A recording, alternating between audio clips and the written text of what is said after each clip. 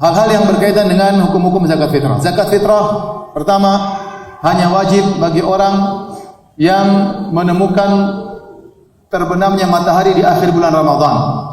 Menemukan terbenamnya matahari di akhir bulan Ramadan. Kalau ada seorang masuk Islam menjelang maghrib di akhir bulan Ramadan, maka dia kena wajib zakat fitrah. Kalau dia mau bayar, maka dia harus bayar. Tapi kalau dia masuk Islam setelah azan maghrib, malam takbiran, tidak wajib. Paham? Tidak wajib. Ada orang anaknya lahir sebelum maghrib, maka terkena wajib bayar zakat fitrah. Kalau anaknya lahir setelah maghrib, tidak kena wajib bayar zakat fitrah. Tetapi kalau anak dalam perut, dianjurkan bayar zakat fitrah, hukumnya sunnah, tidak wajib.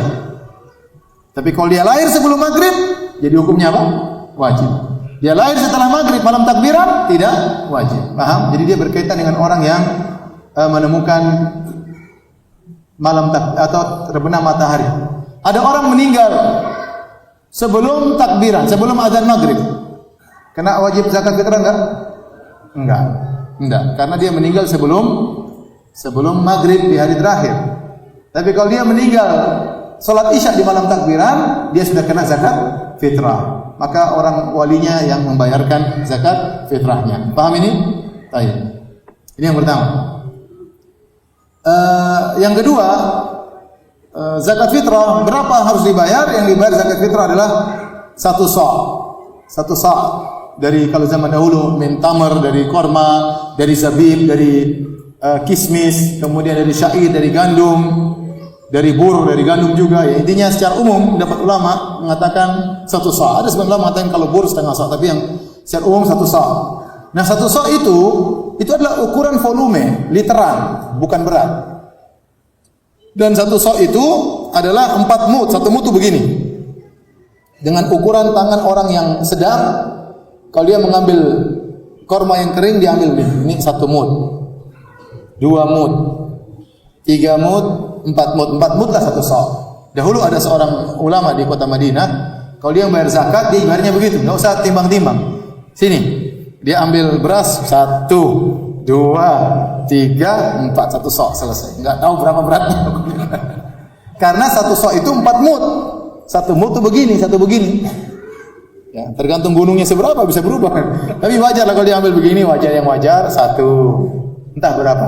Tapi maka tatkala dikonversikan dari volume menjadi berat, ini berubah berbeda-beda. Ya. Berat 4 beginian kismis, maksud saya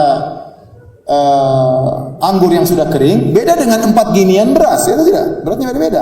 Beda dengan 4 ginian korma, beda dengan 4 ginian gandum. Maka tatkala dikonversikan dari ukuran volume menjadi ukuran berat, ini timbullah khilaf di kalangan para ulama. Saya baca-baca tentang beras, maka mereka bedakan lagi. Kalau beras India berapa, beras ini berapa kilo, mereka detail. Beras Indonesia kecil-kecil berapa. Intinya kalau antum hati-hati bayar 3 kilo. Karena rentan ada 20, ada yang bilang 24, ada yang 2,8. Intinya lebih hati-hati, ada yang mengatakan 3. Udah nanti bayar 3 kilo aja. Lebih aman. 3 kilo. Saya rasa di sini mungkin 2,5. Ada pendapat 2,5, oke. Tapi saya bilang lebih hati-hati, bayar berapa? 3 kilo. Karena itu konversi dari volume menuju ke berat. Terus zakat fitrah, apakah boleh dibayar dengan uang? Ijma' ulama, bukan ijma', jumhur ulama mengatakan harus dengan beras, harus dengan makanan pokok. Kalau tidak dengan makanan pokok maka tidak sah. Pendapat Hanafiyah mengatakan boleh dengan duit. Pendapat tengah adalah pendapat Syekhul Islam Ibnu Taimiyah rahimahullah taala, boleh dengan duit kalau dalam kondisi hajat, sangat-sangat keperluan. Contoh, kita mau bayar beras, bayar zakat sampai semuanya punya beras. Dia enggak butuh beras, dia butuh misalnya Allah alam bisawab, ya. Ini semua orang punya beras, ya. Dia butuh lauk misalnya, ya. Tidak butuh beras lagi, ya. Allah alam bisawab, tapi lebih hati-hati. Saya katakan lebih hati-hati adalah dengan beras, karena pendapat 3 madhab, bahkan mereka mengatakan tidak sah kecuali dengan apa? Beras. Kecuali dengan beras. Contoh, kita nggak bisa bayar dengan beras. Contohnya ada suatu kepulauan atau suatu tempat kita kirim beras nggak bisa ke sana. Ya udah kita kirim duit aja. kirim duit, mungkin beli beras nggak sempat, ya udah bagi duit.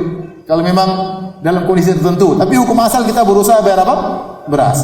Nah, kalau ada orang, kita petugas amil zakat, ada yang bayarkan uang, kita bilang, ini uang saya mau belikan beras ya. Jadi kita tetap bagi apa? Beras. Lebih hati-hati, lebih afdal, dan sepakat kalau beras, semua sepakat sah. Kalau duit, jumhur mengatakan tidak sah, Hanafiyah mengatakan apa?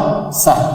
Ya, lebih hati-hati beras, kecuali dalam kondisi terdesak baru kita bagikan dengan uang kalau memang kondisi terdesak dalam kondisi-kondisi tertentu.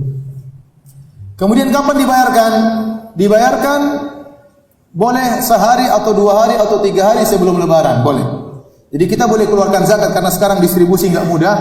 Kita boleh distribusi zakat misalnya hari ke-29 boleh, hari ke-28 boleh, hari ke-27 boleh. Terutama mungkin perlu, tapi kalau paling bagus yang menjelang lebaran. Kalau memang kita merasa mampu untuk membagikan di menjelang lebaran, itu yang terbaik. Bahkan yang terbaik adalah sebelum kita sholat Id. Itu yang terbaik. Tapi susah, terkadang kita sebelum sholat Id cari orang mau bayar zakat, enggak ada yang mau terima zakat, susah. Padahal zakat tidak boleh dibayar setelah sholat Id. Kenapa semakin dekat lebaran semakin baik untuk dibayar? Karena fungsi zakat fitrah adalah agar orang tidak kelaparan pada hari tersebut. Mereka punya beras, mereka bisa makan beras.